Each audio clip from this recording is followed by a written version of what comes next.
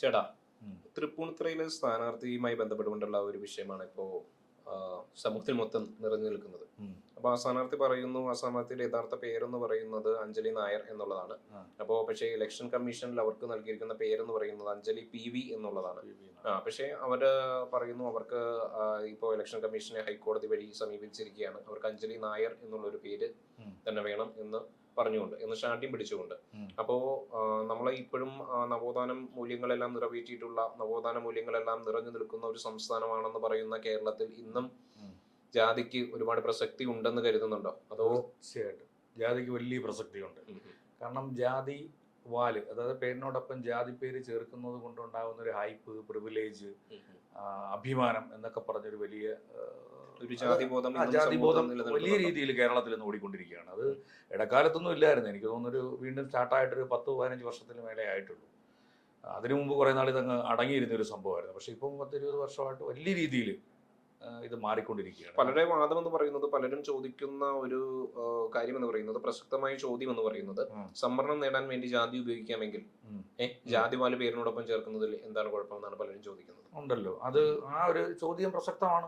പക്ഷെ അങ്ങനെ ആകുമ്പോൾ ഒരു കാര്യമുണ്ട്, ഈ പട്ടികജാതി വിഭാഗത്തിൽപ്പെടുന്നവരെല്ലാം അവരുടെ പേരിനോട് അറ്റത്ത് അത് ചേർക്കാൻ പറ്റാത്ത ഒരു അവസ്ഥയിൽ നിൽക്കണം. കാരണം അത് പറയുമ്പോൾ തന്നെ അവർക്കൊരു അവജ്ഞതയോടുകൂടി കാണുന്നു, അല്ലാതെ തന്നെ അവരത് കണ്ടുകൊണ്ടിരിക്കുന്നു. അതൊരു വലിയ പ്രശ്നമായിട്ട് അവരുടെ മുന്നിലുണ്ട്. പക്ഷേ ഇതിന്റെ ഒരു സാങ്കേതികത്വം വേറെ ഉണ്ട്. ഇപ്പൊ ഇവർ കൊടുത്ത പേരിനകത്ത് അഞ്ജലി PV എന്നുള്ളതായിരിക്കും ചിലപ്പോൾ ഒരു പക്ഷേ അവർ ID കാർഡിലോ പിന്നെ അതായത് ആധാർ, മറ്റേ ഇലക്ഷൻ ID, വോട്ടേഴ്സ് ID, അങ്ങനെയുള്ള എല്ലാത്തിനകത്തും ചിലപ്പോൾ പാസ്പോർട്ടിലും അഞ്ജലി PV എന്നായിരിക്കും.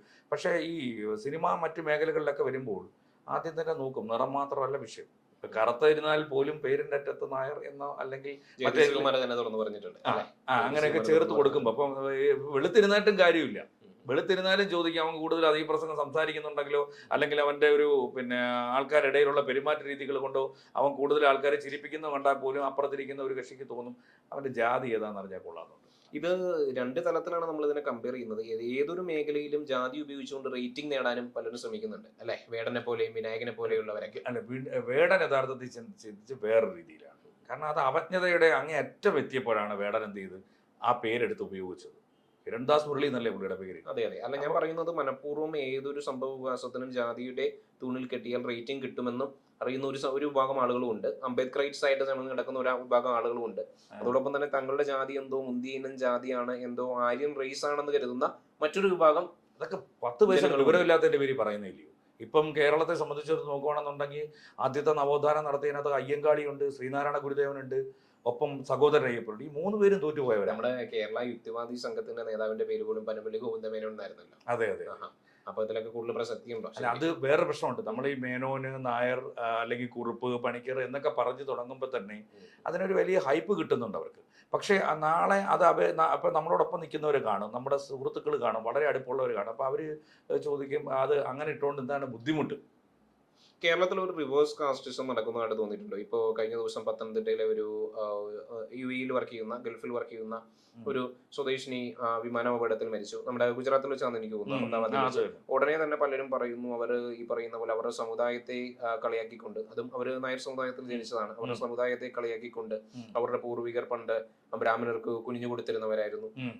അപ്പോ ചരിത്രമൊക്കെ ഇഷ്ടംപോലെ പറഞ്ഞു കേട്ടിട്ടുണ്ട്. അതൊക്കെ ഈ 19-ാം നൂറ്റാണ്ടിന്റെ അവസാനം വരെയും അതൊക്കെ നടന്നിരുന്ന കാര്യങ്ങളൊക്കെ അങ്ങനെ കളിയാക്കിക്കൊണ്ട് പോസ്റ്റ് ചെയ്യുന്നു. അതിനുശേഷം നമുക്കറിയാം, ഈ കൃഷ്ണകുമാറിന്റെ മോളുടെ വിഷയവുമായി ബന്ധപ്പെട്ടുകൊണ്ട്, ദിയ കൃഷ്ണകുമാറിന്റെ മോളുടെ വിഷയവുമായി ബന്ധപ്പെട്ടുകൊണ്ട് അതിലും അവർ ഒരു ജാതി കടത്താൻ നോക്കുന്നു. തങ്ങളെ ജാതീയമായി അധിക്ഷേപിച്ചു എന്നും, തങ്ങൾ എന്തോ തീരദേശത്ത് താമസിക്കുന്നവരായതുകൊണ്ട് ഈ പറഞ്ഞ പോലെ അതിനകത്ത് കൊണ്ട് പറയാം, തീരദേശത്ത് താമസിക്കുന്ന ഒരുമാതിരിപ്പെട്ടവരെല്ലാം ഇച്ചിരി കറുപ്പ് കൂടിയിട്ടുണ്ട്.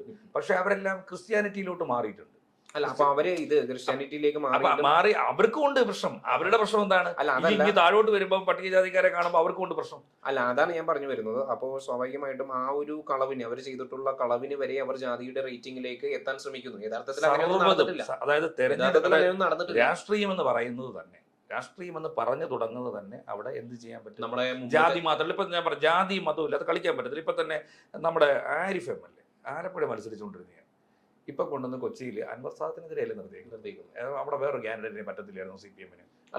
മുസ്ലിമിനെ തന്നെ നേരിടണം, ക്രിസ്ത്യാനിയെ കൊണ്ട് നേരിടണം. നമ്മുടെ ഗുരുവായൂർ ഗോപാലകൃഷ്ണൻ പറഞ്ഞ പോലെ അദ്ദേഹമൊക്കെ പറഞ്ഞ അർത്ഥത്തിലേ വളരെ ശരി തന്നെ.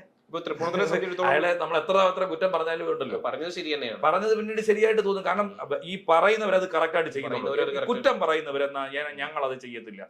ഇപ്പം റിസർവേഷൻ മണ്ഡലങ്ങളിൽ കൊണ്ടുവന്ന് ജനറൽ സീറ്റ് തന്നെ മത്സരിപ്പിക്കാൻ പറ്റത്തില്ല. എന്നാൽ ഏതെങ്കിലും ഒരു ജനറൽ സീറ്റ് കൊണ്ടുവന്ന് റിസർവേഷൻ ഉള്ളവരെ മത്സരിപ്പിക്കാൻ പറ്റും. എനിക്ക് അങ്ങനെ ചെയ്തത് കേരളത്തിൽ BJP മാത്രമേ ഉള്ളൂ.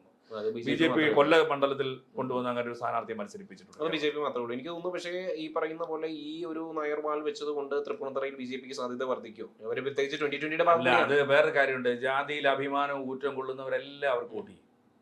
എല്ലാവരും അവർക്ക് തന്നെ വോട്ട് ചെയ്യുമെന്ന് കരുതുന്നുണ്ടോ? അങ്ങനല്ല, അതിൽ അഭിമാനം കൊള്ളുന്നവർ. ഇപ്പൊ എൻ്റെ പേരിനോടൊപ്പം ജാതി ചേർക്കണം, അല്ലെങ്കിൽ ഞാൻ എന്റെ ജാതിയിൽപ്പെട്ടതാണെന്ന് 4 പേര് അറിയണമെന്ന് ആഗ്രഹിക്കുന്നവരെല്ലാം തന്നെ അവർക്ക് തന്നെ വോട്ട് ചെയ്യും.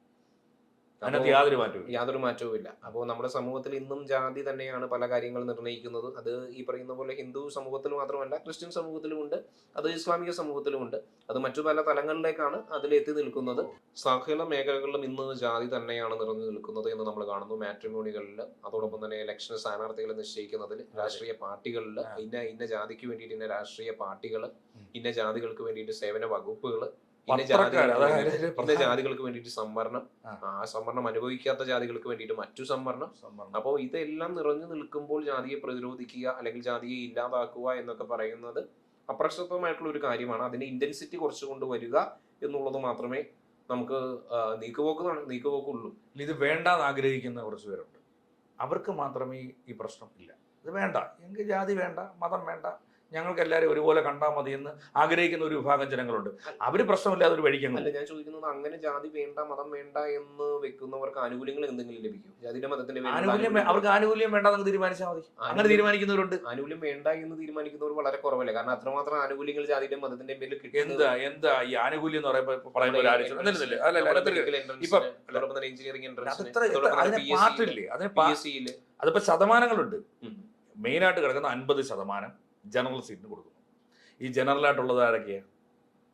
അല്ല, ഞാൻ ചോദിക്കുന്നത് അല്ലല്ല, അത് കൃത്യമായിട്ട് പറയണം. 50% കൊടുക്കും. ഇതിനകത്ത് ഞാൻ ഇപ്പൊ ഒരു പട്ടികജാതിയിൽപ്പെട്ട ഒരാള്, അവർക്ക് ഒരിക്കലും ഇല്ല. അദ്ദേഹത്തിന് ഇപ്പൊ ഈ പറയുന്ന ജനറൽ കാറ്റഗറിയിലുള്ള മാർക്ക് ഉണ്ടെന്ന് കരുതുക. ഏതാ ആ പറയുന്നത്? ഒരു നമ്മുടെ മാർക്കിന്റെ അടിസ്ഥാനത്തിലാണല്ലോ. അയാൾക്ക് ഒരു റാങ്ക് ഉണ്ടെന്ന് കരുതുക. അയാളെ പട്ടികജാതി പറയുന്ന 8% അയാൾ ഉൾപ്പെടുത്തത്തുള്ളൂ. അയാൾ ഫസ്റ്റ് റാങ്ക് മേടിച്ചെന്ന് പറഞ്ഞിട്ട് കാര്യമില്ല. അയാൾക്ക് 8% അയാളുടെ പങ്കാളിത്തം. അപ്പൊ അതുകൊണ്ട് ആ പറയുന്നതല്ല അതിനകത്ത് കാര്യം. റിസർവേഷനൊക്കെ വേറെ, അത് ശതമാനം തിരിച്ച് കൊടുത്തിരിക്കും. അത് അംബേദ്കർ ഭരണഘടന ഒക്കെ സൃഷ്ടിച്ച സമയത്ത് അങ്ങനെ റിസർവേഷൻ കൊടുത്തെന്ന് പറഞ്ഞാൽ ആ ഭാഗത്തിൽപ്പെട്ട, അതായത് പഠിക്കാൻ താല്പര്യമില്ല കുറഞ്ഞവരോ അല്ലെന്നവർ പഠിക്കാൻ വേണ്ടി അങ്ങനെയൊക്കെ ചെയ്തൊരു സംവിധാനം അത് ഉയർന്നു വരട്ടെ എന്ന് കരുതി. അല്ല, അതാ ഞാൻ പറഞ്ഞു വരുന്നത്. അപ്പൊ അങ്ങനെ ആനുകൂല്യം നേടണമെന്ന് ആഗ്രഹിക്കുന്നവർ അത് മാറ്റി നിർത്തും. തങ്ങൾക്ക് ഒരുപാട് ആനുകൂല്യം അതുമൂലം ലഭിക്കുന്നു എന്ന് കാണുന്നവർ അത് മാറ്റി നിർത്തും. അല്ല, മാറ്റി നിർത്തത്തില്ല. ഞാൻ പറഞ്ഞത്, അപ്പൊ തങ്ങൾക്ക് ഒരു ആനുകൂല്യം ലഭിക്കുന്നില്ല എന്ന് കാണുന്നവർ ജാതിവാലും മാറ്റാൻ തയ്യാറാവും. ബഹുഭൂരിഷം പേരും അങ്ങനെയും തയ്യാറാകുന്നില്ല. അതുകൊണ്ട് തന്നെ നമ്മുടെ സൊസൈറ്റി എന്ന് പറയുന്നത് ഇന്ന് നവോത്ഥാന മൂല്യങ്ങൾ നവോത്ഥാന മൂല്യങ്ങൾ നഷ്ടപ്പെട്ടിട്ടുള്ള ഒരു സൊസൈറ്റിയായി മാറിയിരിക്കുന്നു. അതുകൊണ്ട് തന്നെയാണ് പ്രത്യേകിച്ച് BJP പോലുള്ള ഒരു പാർട്ടി പ്രത്യേകിച്ച് ജാതിക്കളെ BJP മാത്രമല്ല എല്ലാ പാർട്ടികളും അത് ഉപയോഗിക്കുന്നുണ്ട്. അപ്പൊ BJP മാത്രം നമ്മളത് കുറ്റം പറഞ്ഞിട്ട് കാര്യമില്ല.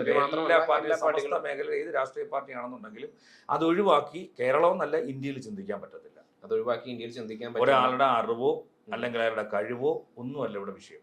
അതൊന്നും ഉപയോഗിച്ച് ജാതിയും മതവുമാണ് അതാണ്. അല്ലെങ്കിൽ അത് വേണ്ടാന്ന് പറഞ്ഞ ഒരാളെ ഇവര് സ്ഥാനാർത്ഥിയായിട്ട് നിർത്താനും പറ്റത്തില്ല. കാരണം അയാളൊരു യുക്തിവാദിയാണ്, അല്ലെങ്കിൽ അവന് ജാതി വേണ്ടാത്തവനാണ്, അവന് മതം വേണ്ടാത്തവനാണ്. അവനെ സ്ഥാനാർത്ഥിയെ നെട്ടിക്കഴിഞ്ഞാൽ നമുക്കിവിടെ ജയിക്കത്തില്ല.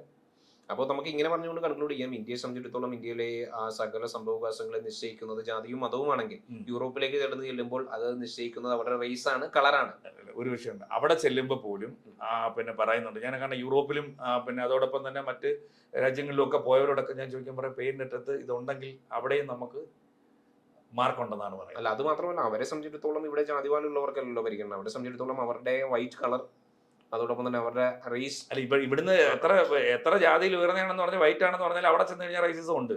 യൂറോപ്പുകാരുടെ റേസിസം ഉണ്ട്. യൂറോപ്പുകാരുടെ ജേസിസമാണ് ഇന്ത്യയുടെ ജാതീയത. അത് രണ്ടും കവച്ചു വെച്ചുകൊണ്ട് നമുക്ക് ഒരിക്കലും മുന്നോട്ട് പോകാൻ പറ്റും എനിക്ക് തോന്നുന്നില്ല. അത് ഇന്നും തെരഞ്ഞെടുപ്പിലും പ്രതിഫലിച്ച് നിൽക്കുന്നു. അപ്പൊ അതിന് വിവാദം ഉണ്ടാക്കേണ്ട കാര്യമില്ല. അത് അവർ പറയുന്ന പേര് അവർക്കും കൊടുക്കുക എന്നുള്ളതേ ഉള്ളൂ. അവർ ആഗ്രഹിച്ചത് ലഭിക്കട്ടെ.